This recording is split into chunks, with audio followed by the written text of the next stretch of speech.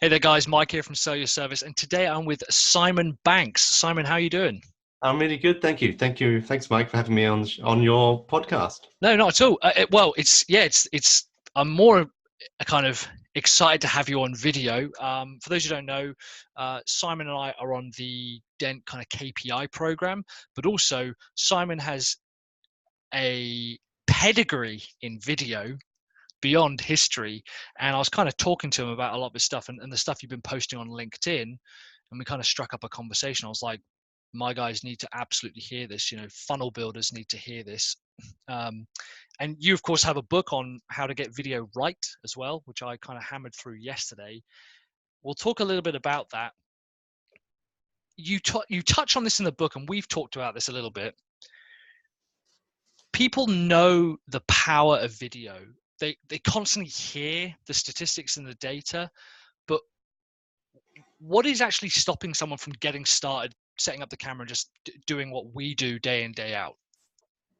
I think, well, the elements of recording a video have been revolutionized by a device called Yep. an iPhone. So while you can quite simply record yourself, I think people don't appreciate actually video is a little bit harder than that. And there's lots of elements to it. And there's lots of reasons why people don't create consistent video content. And I think it's really important in this day and age of marketing to create consistent video content. And I'm sure, you know, your audience understands the power of video. And everyone loves the idea of video, as you mentioned in the intro, Mm. but they get stuck on actually, how do I do this consistently? And they get stuck for a number of reasons. I mean, there's a couple which I can run through. One is the obvious, Do it. like, I don't want to appear on camera. I don't like the way I look and sound. Yep. Look, I've done a bit about my background. I've worked with hundreds of businesses and produced thousands of videos. That's my background. I've been doing video production for 30 odd years in broadcast in the last 15, purely doing business to business films. And I've interviewed literally thousands of people. Mm. And no one likes the way they look and Right. sound on camera. And there's reasons for that. And one is it's called the mirror effect. So when you on video and you play back, you think I look slightly differently. Is that how I look? And that's because you spend most of your life looking in a mirror, and it's obviously Mm. reversed. So you think about, is that really me? The other one Interesting. is your voice. And even, I can't get used to the way I sound, because in our head, we sound differently because we're talking in our mind as well as our mouth. And it's the equivalent of what I call, when you're talking and hear yourself, it's like a 3D effect. And when you play Yeah. back on video, it's like a 2D effect. And so therefore you think I sound differently. Now, the good news is you're not alone. Most people, I would say 98% of people, don't like the way they look and sound. Also, it's you. It's just that's who you are. Yeah. And people say, oh, the camera puts pounds on me and it makes me look different. Well, reality, it doesn't. And in my experience, and I said I have done thousands of videos, I've never released videos and someone said to me, oh my God, why did you interview that person? Why is that person on camera? They look Yeah. so awful. They're so ugly. They sound so bad. Believe you me, I've interviewed lots of people where you sort of think, all right, they're not pretty. And their voice is different. We all have different voices. We all have accents. Like it or not, we all have Mm. different accents. But that's who you are. So the answer to that is, well, not the easy one, I know, but you've got to get over yourself. Because in my experience, have never had someone come back to me and said that person was so bad that they should Yeah. never be on camera. Now, there's a difference when it comes to performance, because that's another thing that people stop with. People say, oh, I'm too shy to be on camera. Yeah. I'm an introvert. Yeah. I'm an introvert. All right. You know Yeah. what? Yeah, I'll let you into a little secret here. Actually, doing video as an introvert is brilliant, because here I am in my little home office. Mm. I've just got the camera here. Mm. I've got no one's watching me. All right. So I can just talk to the camera. I can do as many takes, which is another great thing about video. You can do takes. If you fluff up, Mm. not happy with it, you do it again. And the other thing about video, you can edit, which Mm. is great. So you can actually, with the magic of doing some editing, you can make yourself sound really good as well. So that's the other thing is to get over is like, it's about performance. And that's the other Yeah. thing is to sort of like, you've got to sort of go, you can do exercises, breathing and practice. Speaking out loud is another tip that I would have, is that, if you write a script or notes, is that you actually practice reading out loud, because the Mm. way you write things, the way we speak things is obviously very different. I mean, but the biggest tip really is it's about practice. It's like Mm. any, I work lots of clients who do the first video, and let's be honest, you know, I mean, they look fine, they sound fine too. It's just that their performance is not great. And why would it be? Come on, Yeah. it's like, you know, if you've never done this before, it's like you're never going to go on a tennis court and expect to win your first game and then be in Wimbledon the following week. I think Yeah, so. yeah, yeah. So, I mean, everyone talks about the 10,000 hours. You probably don't need 10,000 hours, but it really is practice. And the big thing is you've got to learn. And the tip is you've got to basically, if you're not feeling confident and not sure, is you start recording yourself on the Mhm. phone and play yourself back, because the more you get used to looking at yourself and hearing yourself, the more confident you get used to it, basically. I mean, Yeah. you know, I don't think most people get a bit nervous on camera. That is perfectly normal. um, very few people I know who I've worked with actually are just amazing and just Mm. can monologue for 90 Yeah. and whatever it might Yeah. be without, you know, and everything's word perfect. Doesn't really happen. But Yeah. the only way to get better, practice. And it's interesting that the practice bit coming up is always fascinating to me, because I'm often asked by my customers and the audience, like, how do you do a 9-minute video? And I'm like, I probably record 21 minutes of content, edit it down, cut all the stuff where I'm umming and ahhing, looking away from the camera. I've got a script. I've also done it 400 times, because it'll be like my 401st video. And it's very easy to look at the latest production that someone's done and think, well, that's what I've got to do for my first ever video, right? That, because we're Yeah. constantly, and that barrier is always being pushed with drones now as well. Everyone mean, has flyovers and stuff. It's intimidating. You can. I must admit, I've been in the industry for 30 years. I mean, the technology is Yeah. incredible how it's changed. But I mean, I think the way I like to work with clients is, you know, you got to start small, start simple.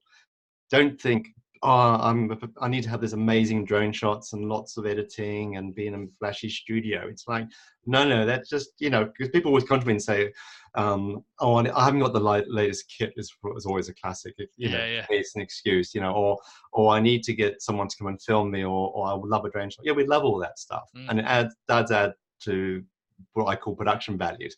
But don't use it as an excuse not to do video. Okay, so I work with clients who say, I can't do video yet. I've just bought this new DSLR camera Yeah. and I'm not sure how to set it up. Yeah. And I'm like, forget the camera, you know, because people Yeah. always ask me, it's like, what camera do I buy? I said, forget the camera. Start with a smartphone. Your phone, man. Let's just get you recording first, because I Yeah. tell you, these new, I'm an Apple geek Yeah. basically, but you know, I'm an iPhone guy, and these new, even an iPhone 3 or 4 years old is basically It's the producing. best camera equipment you could possibly have for the money that you were going to spend. Like, these record in 4K. Some of them do effects and stuff. I'm like, you've got it in your pocket, man. It is, and I'm a video guy. I tell you, I've been doing this for decades, you know, and the quality out of these is impressive, and it is good enough for what you want to do. Because let's face it, most of videos that even I do for clients who pay me a lot of money to make videos for them, you know, it ends up being quite small and generally consumed on one of these. Yeah, So the quality is fine. The only thing, iPhones are great. I think you got to remember they're actually, well, I don't know how many times people actually use this as a phone now, but it's primarily a communication device rather than a professional camera device. But it's little things like, make sure if you're filming tripod, for example, you can buy a tripod and an adapter, having a microphone, an external mic, because the mics on here aren't particularly good. And it's generally, this is what's gonna make you look better, is having these little things like tripod, having an external mic, and then having some light. So for example, I'm facing a bay window here, so there's lots of natural light. And I've got a little light on here because it's quite a dull day and it's just been raining, just lift me up a little bit in terms of lighting. And it just makes you look better, sound better. And this will make you get over a bit of the look and how you sound, because you want to be looking your best, and there are tricks and techniques you can do to make sure you look better, rather than seeing videos of people who's like, oh, Are they in there Yeah, somewhere? yeah, And they sound like they're in some sort of toilet, because it's so yeah. equity. So it's little things you can work on, environment and lighting.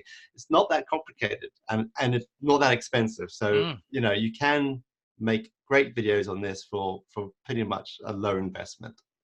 It's interesting as well. You mentioned like getting over the way that you look and you sound and making you look a little bit better and stuff. But realistically, even if we had thousands of pounds worth of budget and staff and issues and stuff, the reason, and this was something I kind of picked up from your book, you go Mm. through the different types of videos that you need. And what was fascinating is that the types of video were essentially the story or the message and about you. I was like, oh, I don't need a drone video or a DSLR like selfie video. It actually is, like you say, it's about who you are. So not only do you get over who you are, that's probably one of the reasons that people are going to watch you in the first place. That's correct. I think a lot of clients I work with, everyone gets excited about the production. I mean, that Mm, is, having cameras come to your office or filming, it is pretty exciting. Lights, camera, and all that. But I work with clients, big corporate clients. It's not about the tech. It's not mm, about the production values per se. It's really about your message. And then if you're running a small agency or a small business, or you're working by yourself, you're not be able to afford to outsource your video production on a regular basis. Okay, a lot of yep. businesses don't, even big businesses don't do a lot of video content because it's expensive. Let's be honest with you. But to keep it simple and to keep the costs down, you've got to learn how to basically, unleash the power of these and get on camera yourself. Mm, And that is what you've got to work on, is that not worry about all the fancy stuff, but if you just concentrate on being yourself on camera with your message, okay, with your message, because primarily all the business films I do are generally involving someone talking to camera at some stage. That mm, is the norm. It is the cheapest and simplest way to do a video. So therefore, it's about your message. And I believe that if your message, I not believe, I do know, that if your message resonates with your audience, mm, they will watch you and they're not going to worry about how you look, how you mm. sound, or what's going on around you. Because a lot of people could get concerned about that. They say, "Oh, I don't like the way, Yeah. my shirt, my collar is not quite right, or this, my lighting is not correct." And overall, don't fuss about that too much. As Yep. long as your message is compelling and you've got a strong message to tell your audience, because as business owners we do, and I think it's our responsibility to actually reach a potential audience or current clients about how we help them, how we serve them, and video is definitely, I would say, apart from face-to-face meetings, is Yeah. definitely the best format to do that in. So don't worry about Yeah. everything else. Keep it simple. Concentrate on the message. And that's the other thing where I spend, to be honest with you, I spend most of my time with my clients working on their message. You know, Yeah. keep it simple, Yeah. because clients, because you know so much. You know And so much. And you could uh, talk, I could talk for hours on video, yeah. but ultimately you've got to make it simple and condense it down to short videos, 2 minutes, Yeah. 2 minutes maximum if for social media. All right. Mm. YouTube slightly different. Yeah. All Let's right. talk about that because again, and I was surprised at the depth that the book went into about, again, the various kind of splits in it, and it was all stuff that I'd kind of known, and everyone says that they know it, but until they've done it they don't really know it. That's actually my biggest problem now, is doing a 2-minute video, or ads now need to be like 15-30 seconds, Yeah. Yeah. right? And that was the huge thing I got out of it, was actually your message is number one, and most people either skip that for whatever reason, and they do go straight to the equipment and the tech and the lighting and stuff, and yeah, lighting helps, whatever, but it absolutely is like, actually, what do you want to say, and get out there to an unlimited number of people. It's a difficult place to start, and it's a difficult question. I think, and the way to start with that is because a lot of people also come to me and say, I need to make consistent video content, but I don't know what to say. Right. Well, I would argue you do know what to say, you just are not sure how to say it and concisely. Mm, And my thing is, I had one client recently who's got she's got like 6 points on a formula she's doing, and she recorded the video and it was like 6 minutes long. And I said, well, what we're going to do is going to break these up into one point at a time. So the answer is, if you've got a lot to say it, but just Yeah. cut it into shorter pieces. Huh. And I think, if people have struggling what to say, there's a thing what I call the 5x5 formula for messaging. And that is quite simply, you got, what are the 5 questions that your clients are asking you all the time? Okay. And we all, as a business, all get this sort of similar questions, and then it's about, and then the 5 questions that they need to know. Yeah. So you want, and then there's the 5 questions which they're not asking. And if you do 5 by 5 by 5, you get at least 15 videos that you can start talking about. Because I think a lot of people, what they struggle with is talking about yourself. Yeah. And I think a lot of people, I don't know about you, Mike, but for me, it's sometimes hard to get on a video and to do a sales pitch. Yeah. Maybe not for me so much. I mean, I love doing it, but I do completely understand. And it is difficult. A lot of people find that difficult to start. And I say, to start with, that's not the videos you should start with. So we'll be talking about people who haven't done much video or not much consistent video. It's very hard to actually not only do a sales pitch, to come in and say, hi, I'm Simon Banks. I'm a video coach and strategist. You know what I mean? And I said, don't start with those videos. Start with the frequently asked questions. What do people always ask? So pricing is always one for probably every business. It's like, how much does it cost? How much time do I have to be involved? And what effort, what do you need from me? Like, just start with those, just answer those questions, and that's where I think if you can start with that sort of content, just create little videos like that. You can pop them on social media, put them on your website, and then you start building some content. It's interesting as well, because what kind of when we're talking about social media, we're all in kind of Facebook groups, and people are very, they're willing to help. They've got answers. They've got, and I see people writing like reams of text. I'm like, one, if anything, video is a time saver, because chances are, if you've been asked it once, like you say, you're going to be asked it 100 more times. Have a video. Go, that's a fantastic question, Simon. I've got a video here that talks about just that. And already that kind of pushes you forward. I'm like, just save yourself some time, man. Like, stop typing it out and just record it once. Even if it's not, like you say, a perfect job, it's there. And you can always record it again when you get better.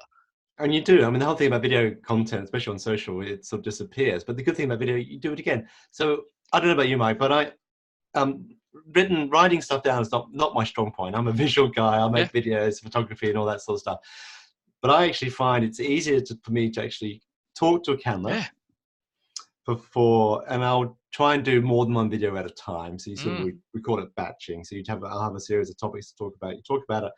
And then, what you can do, you can send it off to be transcribed. There's a website called rev.com, rev.com. They charge you like it's $1 a minute, and they'll transcribe this video for you, and you get back, and it comes back in a Word document.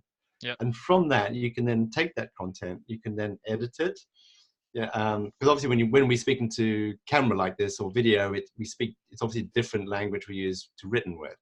You can tweak it, and then, hey, presto, you've got a blog. Or you've got something else you can put on your website. So it's about, being smart with your time and creating multiple contact points, as well as video. You can then get it, convert it into an audio file, an MP3, because people consume information in different ways. So I'm a visual guy, so I like watching video, and tend to be, the trend is, especially with the millennial generation coming up, now, is that everyone, they want to watch videos. They want to watch videos about your products, who you are. But there are people who also are auditory, so they prefer to listen. So podcasts, that's why podcasts are so popular. And there are people who want to read as well, who prefer to have something they can download and maybe print off, or book. A lot of people ask me, you're a video guy, why have you written a book? That's because I got a lot of knowledge. I wanted to distill it into a written format. It was a great process to do, and for me, it was a good way to share. And then from that, I can create other different content, loads of content from that. So let's say, and I like that. I like content repurposing. Amy Woods, a company called Content 10X, is a friend of mine. She's just released a book just specifically on that repurposing formula. Let's say that. So I'm a funnel builder. I'm a marketing agency. I've got a niche. I understand the types of products that my customers like to buy. I've decided to go, all right, fine. Got my camera, got my little Joby tripod. I've done your thing of the 15 kind of different questions, and I've just decided to talk Yeah. to camera. You know, there are scripts and stuff available, but I've decided to just talk. I've recorded it. Like, then what? What do I do then? Because that's kind of a second roadblock, is actually hitting that publish button, right? Yeah. So, excuse me. All right. So this is where the tricky part comes, Yeah. in a way, because now you've recorded the video. So in a way, you know, actually pressing the big red button on one of these is the easy part, and then recording yourself, that's the easy part. But when you press stop recording, it's like you have this file now. You've got to edit it, basically. Yep. So this is a steep learning curve for most people. Editing is a massive roadblock for most people, which is why they stop doing video content, because it's like, it's hard.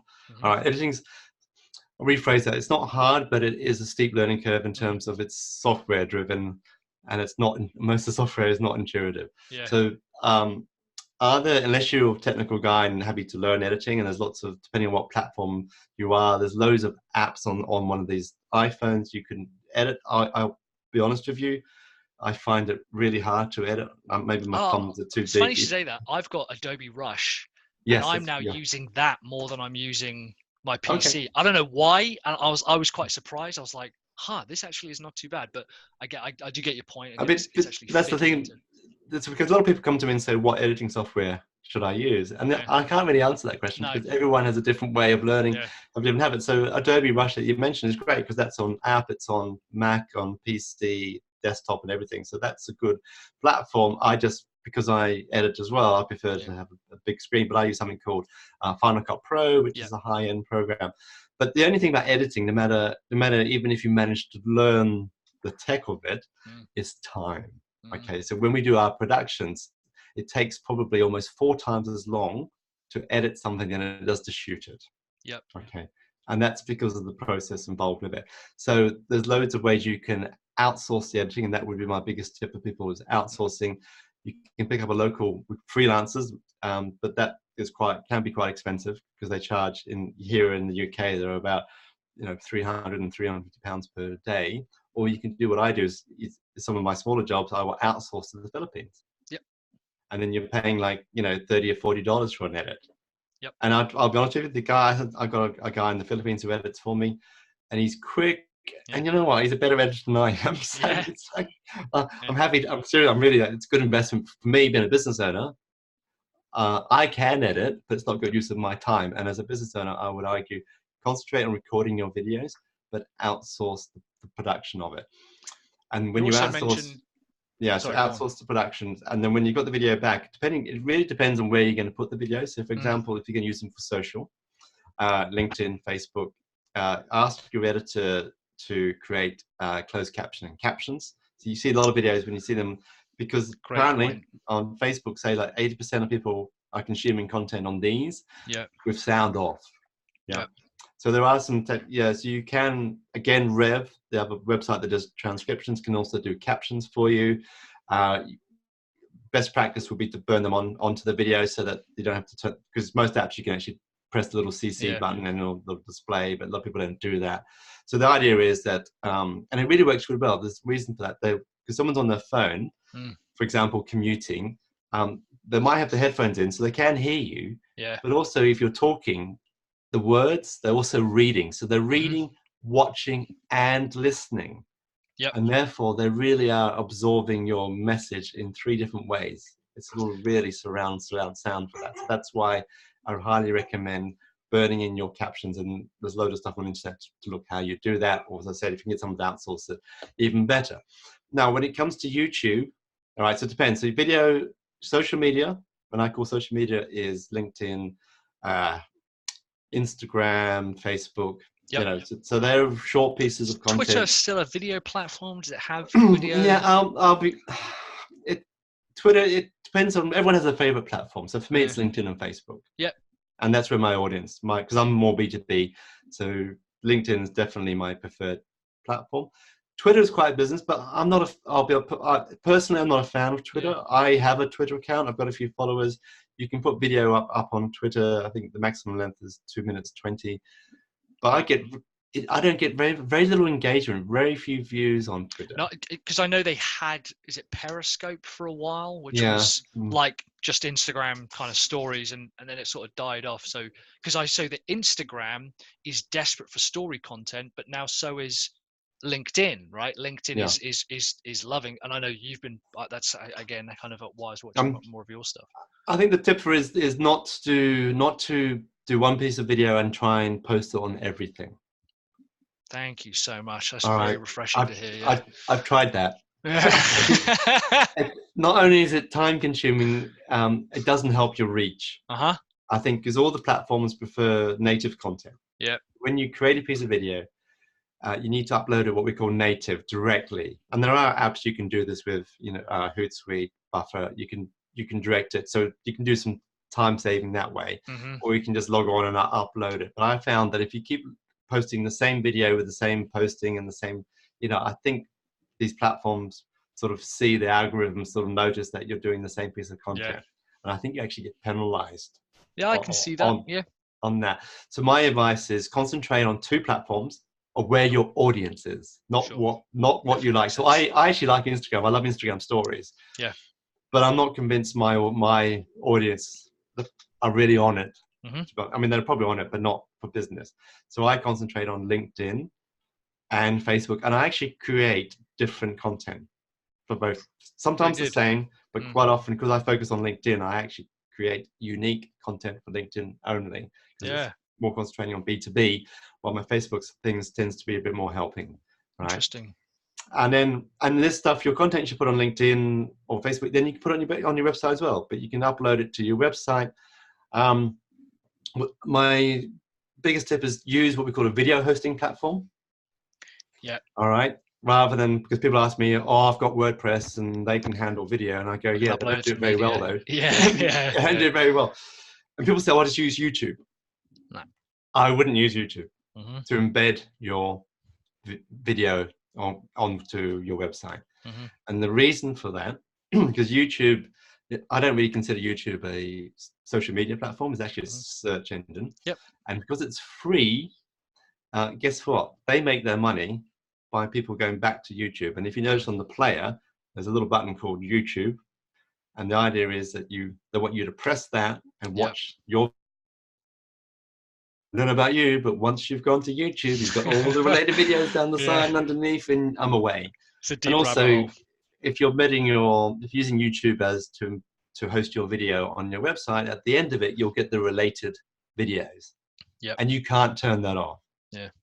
Direct. I mean, there might be some third-party apps you can try and hack that, but ultimately, the related videos will be related to what you've watched as an individual, so they'll always be different.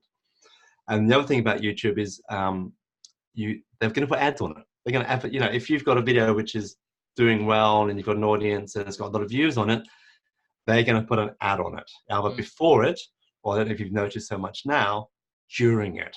Yeah. But I have to put that on my channel though. So yeah, and you don't want that. You don't want not only that, but you don't want ads anyway. But you don't want your competitor potentially advertising. So my advice is, I think, I'll be honest with you, Mike, YouTube is a very different strategy. YouTube is a great platform, but it's a different video strategy to another social media or website. If you want to host video on your website, Vimeo is probably, there's loads of options, but Vimeo is probably the most, Vimeo, Vimeo, is probably the most cost effective, because they have start with a free account, and you can go up from there to quite a powerful piece of software. So that's my advice is. Well, we love Vimeo for, especially for more of our business content. I like YouTube because I like kind of ranting and raving about a sales tactic, but a lot of our sales and pitching and video sales letters is Vimeo, partly because like all of the stuff you said, it's a proper video platform. Like you said, it's actually not trying to get you back anywhere else. But also I can brand it, right? It's my green, and it's where I want it. And separating those two out, I see a lot of people put their sales content on YouTube. I'm like, you're literally just playing into the algorithm, because people are just going to go way back and start watching other people's content. If anything, they're going to be distracted from what the messages you're trying to put out. I think YouTube YouTube's great. I love YouTube as well, but I think creating YouTube for YouTube, it can be a longer video. So Yeah. generally the average is about 4.5 minutes. And what works really well on YouTube is how-to Yeah. videos, tip videos, product review videos, some thought leadership, maybe depending who you are. You know, if you're Gary Vaynerchuk or someone like, or Tony Robbins, yes, that gets a lot of traction. But if it's a small business, I would start off doing sort of how-to tutorials or things like that, because they get a lot of traction. Because remember, YouTube is a search engine, so people are there. So it's great, but you got to have a different strategy for YouTube. Just don't create, because I create a lot of content, but I don't put a lot of it on YouTube because it just doesn't get the views. And I'll be honest with you, if you put video on YouTube, most people get less than 20 views or 100 views. It's quite like disheartening at some stages. So YouTube can work. You've got to have a strategy. You've got to post at least once a week, and you've got to start with pretty much how-to content, and that just depends if you've got the time to create that sort of content as well. So it's the whole thing about this whole piece, actually, Mike, is, and for your audience, is you've got to have a strategy. You've got to have a plan. You just can't sort of turn the camera on. I'm going to blurb some words out. I've got some good messages here. But initially, you've actually got to work out what the videos are, how many you're going to do, where you're going to put them, and it's not just about posting, but it's then about looking at the analytics to work out. Great point. How they're performing. Yeah. Because then you'll start to know what content works better than others. Now, views is what I call the vanity metrics, and we all tend to fall into that trap of like, oh, I've got 1,000 views. That's great. But if you look at Facebook and YouTube particularly, they're going to what we call retention time or watch time. And if you want to start ranking on different platforms like LinkedIn, Facebook, YouTube, if you can get someone, the longer someone watches, the more they think that the video is more valuable, and the more likely to push it into their algorithms. Interesting. So you got to, I mean, that one, this sort of comes back to how to get people to watch, is why we tend to try and keep videos short and punchy at the moment. But the other thing is you've got to hook them in. So you've got anywhere between 3 and 8 seconds. Yeah.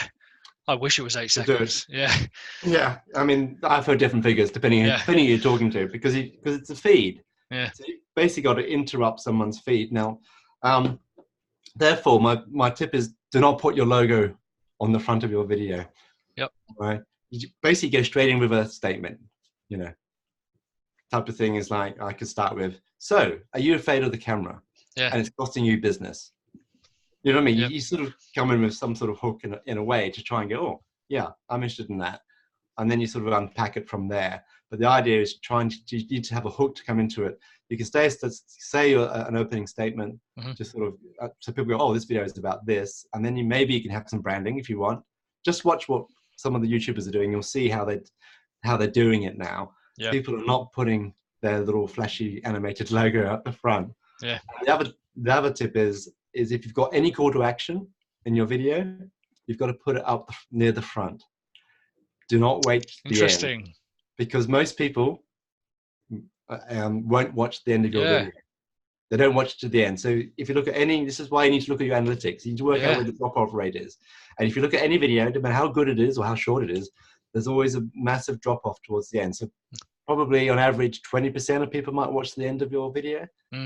So if you leave your call to action right to the end, people watch it. So most people, if you watch, again, YouTube's a great platform to see how people are making videos. You'll notice they'll do a statement, maybe a sting, and then the first thing they'll say is subscribe to my channel. Yep, that's not exactly the formula I use. That's how they do it. And that's the same with your videos. You've got to think about, if you have a call to action, bring it up the front. Now, I believe that if you're doing consistent video content, you don't need to have a call to action all the time. Because I believe you're doing interesting. Talk me through that. Yeah, because if you're doing consistent video content, people don't want to be sold to all the time. And I think I'm a believer in offering value. And I think if you're doing a video where you're trying to pitch something, or download this, or buy my course, or buy my product, or let's have a strategy call, Mm. I think people become quite immune to that. I think initially you want to start building an audience. There's a great book by Gary Vee. It's called Jab, Jab, Jab, Right Hook. Yep. But basically, it's talking about you give value, value, value, and then you ask. So every Mm. like fourth video or something like that, Yeah, you would then interesting. say, "Oh, by the way, I've written a book. Do you want a copy of my book?" You see what I Mm. mean? So the idea is that people they get to know you, they get to like you, and then they become to trust you. And it's a journey. It's a time journey. So it's like anything. It's like you wouldn't expect someone you ring up someone and say, "Hi, you don't know me, but I make videos. How many do you want?" You know, Yeah, yeah, yeah. it doesn't sort of work that daisy. So therefore, it's about building an audience and building, as I said, going through the customer journey of know you, like you, and trust you. And therefore, the way I content, I don't tend to brand mine either. I'm just trying Mm. to offer some value, some tips. This is my thoughts on why people are doing video, why you should be doing video. This is how you shouldn't be doing video. These are the questions to ask, all Yeah. that sort of stuff. And then every so often I'll say, download my free guide, Mm. or book a call with me. I do it that way. Yeah. So I'm just going through the notes that we've kind of been sending backwards and forwards. That's very interesting about um, the relationship that you want to build with the viewer, and you say actually it's not just about. And I think I fall a little bit into the trap, maybe through my nature and what I run. I'm constantly trying to pitch something, um, but it is about. Uh, I'm staggered at how much people respond to what I think is just fine content, but they're like, it was so useful. You really helped me understand or get clarity on this thing. And ultimately, like you say, apart from doing it face to face, it is really just this trust building exercise where people are like, oh, holy shit, Simon really knows his stuff, because he's taught me this stuff and he's given it away essentially for free by this video platform. And it just seems crazy to me that we can do this for free now Yeah. and reach Yeah. unlimited people, and yet there's still so much hesitation to just go, yeah, we should do this. We should be bad at this first and then get better at it. And I think that's it. We got to start somewhere.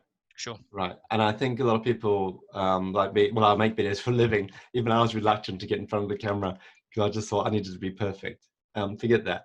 You know what? Video works really well because it's authentic. And in Yeah. fact, there's an argument to say the less polished the video is and the more authentic you come across, Mm. the more successful it will be, because people will see that and not see it as some flashy sales pitch. Mm. They'll see this as Simon talking naturally and authentically to me, and I resonate with that rather than having some sort of flashy video which is trying to Yeah. pitch me something. I've So certainly that, seen evidence of that. Yeah. yeah, there's evidence for that. And I think in an ideal world, you'd have, in my book I talk about the types of video you have, and that's ultimately you have a whole strategy where you're producing videos which is this sort of thought leadership pieces, Yeah. answering my customers' questions. And then if you've got, depending on what your product or service is, then you might have what we call a different type of video, which could be, explaining your product, and there might be Mm. what we call a motion graphic or an animation film. If you're a bigger company, you want to do what we call an about us video, or what we call a brand video, where if you've got a team, you might want to come in and get a professionally produced video where you're introducing your mission, your purpose, how you Yeah. do things, see members of your team working, things like that. And those are Yeah. all should be in the mix, but to start with, but you can't do that day in, day out, or week in, week out.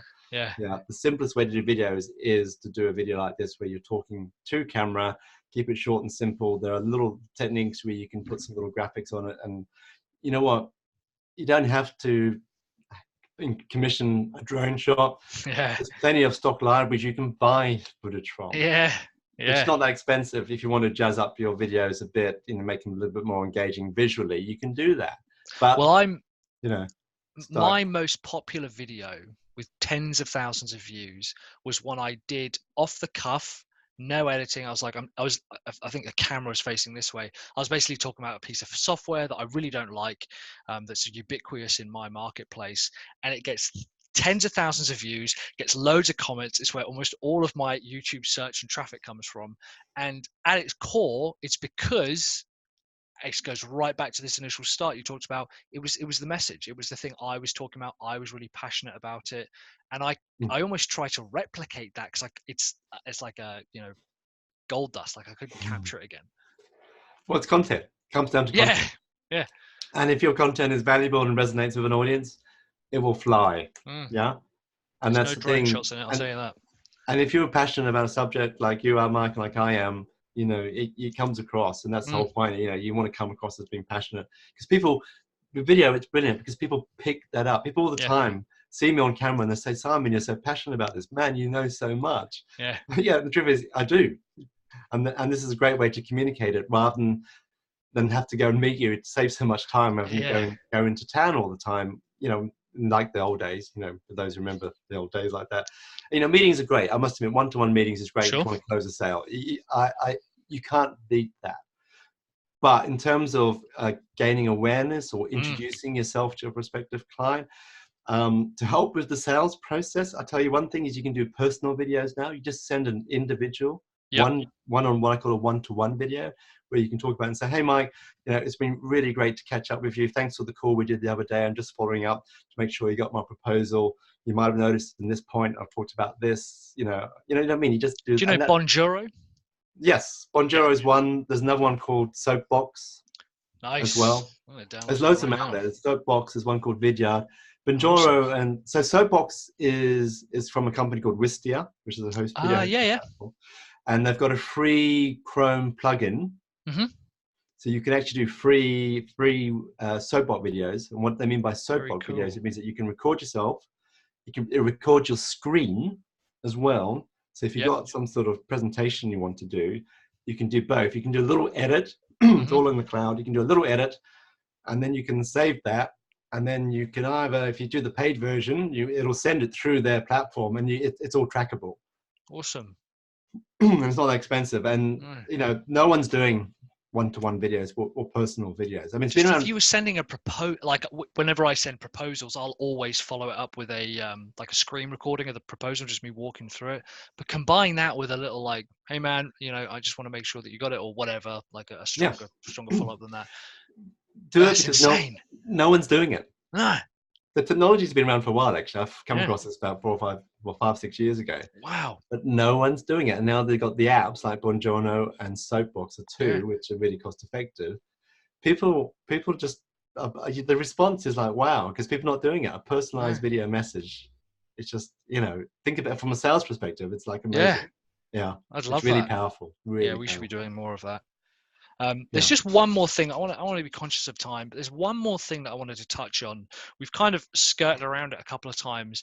It's this feeling of imposter syndrome. This is one of the things that you sent over in your notes. My guys send this over, and we get this a lot. Why would I have the right to sit in front of a camera? Why would anyone listen to me? You know, that's something I hear again and again. Because I think I'm going to assume that you know, we're the audience is business owners. We're all business owners, or we run an agency. Yep. And therefore, if you're starting your own business, you must have some sort of passion or idea, or you've seen something in the market, and therefore, you know, you do it because you think you can make a difference, yeah, or you think you've got something of value, or someone has a need for this. And I think it's your responsibility as a business owner, and if you want to scale your business, you need to tell your potential customers about what you do. Now, I see imposter syndrome people, and I think I've seen so many people who I'll use example. You know, my background as a cameraman, and you know, I'm very skilled at what I do, but I see there's other cameramen who I don't think are as good as me, but they get a lot more work than me. Yeah. And that's because they put themselves out there a lot more, and they can talk the talk, and that's sort of, you know, and a lot of people see through that BS these days, I think. But if you know, I just think, I don't believe, I mean, I understand people have imposter syndrome and people go, I'm not good enough, and there's always someone better. But I think in this day and age, it's not about being necessarily being the best or beating someone else or I can do better than them.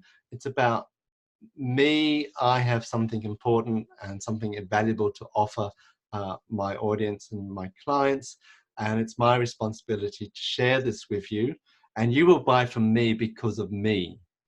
Yeah. People, otherwise, if everybody just bought because on price or you know, because that was the only thing, or or because they were seen, because their brand was everywhere, Mm. we'd all be driving Ladas.